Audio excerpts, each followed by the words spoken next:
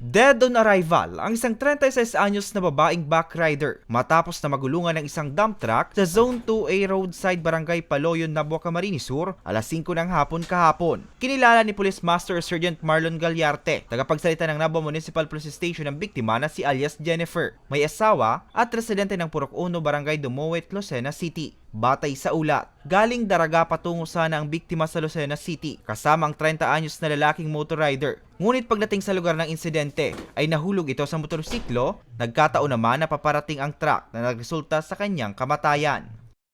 Si motor nag-overtake po naman sa dump truck. Pero medyo nasa tamang linya na po si motor, and po nga nito suddenly po nahulog po si backlight ng motor and nasagasaan po kanyang vehicle to na sa Isuzu dump truck.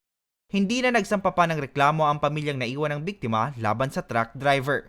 Sa ngayon sir, nagulay na si biktima, si suspect, and mayuman pong plano na magsampa, magkakanigong reklamo, ini pong si biktima pa ni Vehicle 1, na si motor, magkikipag-arigluman po na sinda. Kaya lang po, as of this time po, inaayos po muna ninda si bangkay po kayo ng biktima, nadadarahon po man dyan sa Lucena City po, sir.